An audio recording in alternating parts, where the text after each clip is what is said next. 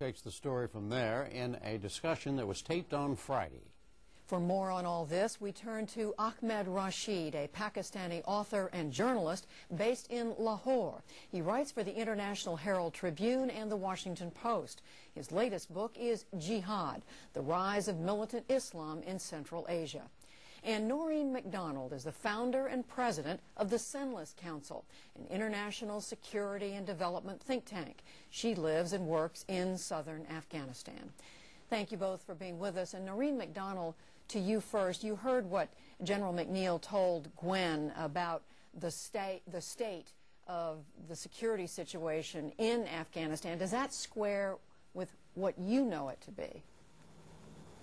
Absolutely. What we've seen in the last while in southern Afghanistan is a really dramatic deterioration of the situation. The Taliban now control vast, unchallenged portions of southern Afghanistan, district centers, road networks. In some areas they have radios, and they have clear control over the opium economy there.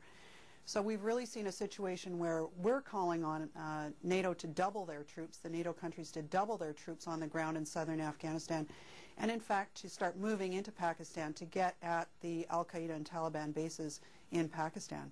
Mr. Rashid, how do you see the security situation in Afghanistan? I think the security situation has deteriorated enormously. The Taliban this year have adapted different tactics from last year, and that has bamboozled NATO in a way.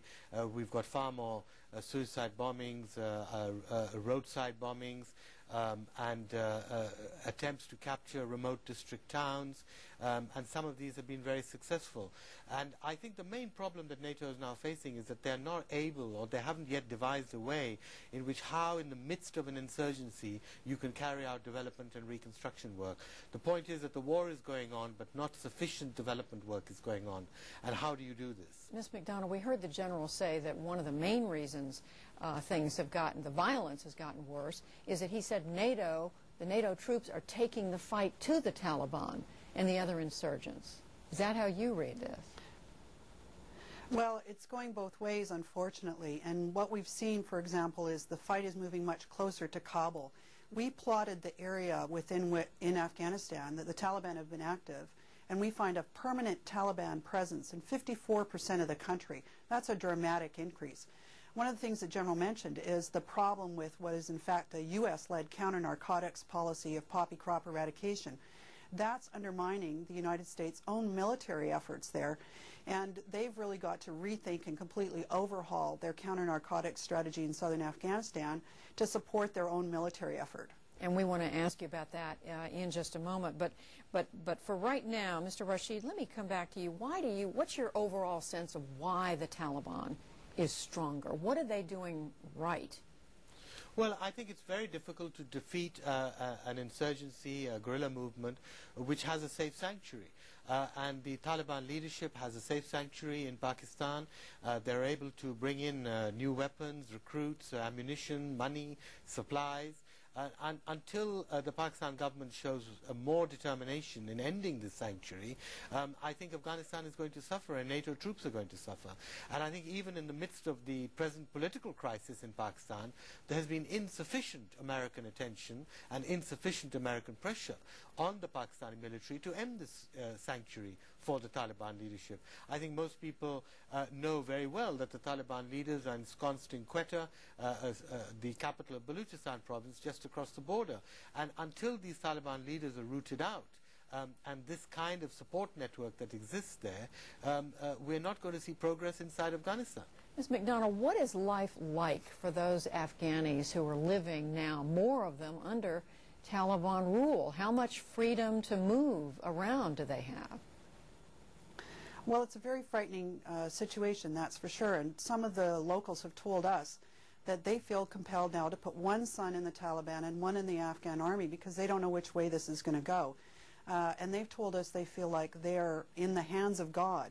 You know, the Taliban have been very clever. The Taliban and, let's say, Al-Qaeda as well have been very clever. And they've taken advantage of our mistakes in southern Afghanistan, the lack of development and aid, this inflammatory counter-narcotics policy, and as was mentioned, the civilian casualties from NATO's own bombings. So we're making mistakes and they're being very clever. It's a deadly combination. If all this is the case, Mr. Rashid, what needs to be done? Well, I think the issue of Pakistan needs to be resolved by NATO and by the American government. I think the international forces in Afghanistan have to find ways and means to carry out development work in the midst of insecurity and an insurgency. I think there has to be a proper counter-narcotics strategy. In fact, I don't believe the American army has one at the moment. The West is divided on what exactly that strategy should be. And I think what President Karzai needs to do is to improve the performance of his administration. There's enormous Afghan criticism now. You mean of his administration? Are you referring to the security forces or the civilian? No, to the civilian administration. There's enormous public criticism in Afghanistan now against the corruption, against incompetence by the Afghan civilian administration. The fact that governors and police chiefs and district chiefs are not working properly, they're not working for the people, and Karzai really needs to tighten this up. And what would you add to that, Ms. MacDonald? And I know a moment ago you brought up the poppy eradication program. What would you, what is your plan? We know that your organization is pushing a particular proposal. That's correct. The United States has in front of it a very simple solution to this. The Afghan poppy farmers can continue to grow opium poppy, but for the medicine morphine. There's a global shortage. The United States has implemented this policy in Turkey and India before, and this could really jumpstart a legitimate economy and put the Afghan farmers in a positive economic relationship with the Karzai government. At the moment, they're in an economic relationship with the Taliban and Al-Qaeda. And on top of it, this is financing Taliban Al-Qaeda operations in the south. So we're seeing a situation where the United States' own failing counter-narcotics policy is undermining the American military effort in Afghanistan. So the President's really got to turn this around, and he's got to do that in the short term. So explain to us in a nutshell how that would work. You're saying you would legalize, you would have them legalize the growing of poppies, but then it would become a crop, a morphine crop. Absolutely. A legitimate pharmaceutical industry. We've proposed that the Afghan farmers have a village-based license, so if anybody in the village allows their opium poppy diverted for heroin, the entire village would lose their license, so they're co-policing each other. And you'd also have a small-scale pharmaceutical light industry at the village and regional level, so that's a spin-off of other economic value and moving things up the value chain. We've been wanting to run pilot projects to test this in the South. We're willing to do that. And this would send a really dramatic, positive message to the locals that the international community is not there to plow up their poppy crops so they can't feed their families, but we're really there to help them and let us get closer to the people and make sure that they see our commitment to peace and prosperity in Afghanistan and our commitment to the Karzai government. Mr. Rashid, how would that work in your view? Well, I think, the problem is that, yes, she's absolutely right. I mean, it has worked in some countries, but it's worked in countries where there is more state control. Now, the problem is that there are, in Helmand province, for example, which grows about 60% of the poppy in Afghanistan, there is no state control in almost 3/4 of the province.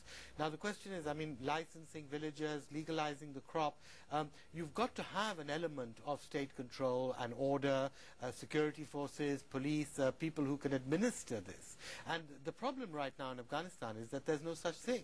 So I fear very much that those people who would be licensed, but there would be people outside that who would still be growing opium, and you would not be able to do anything about them because you don't have the security to cope with that.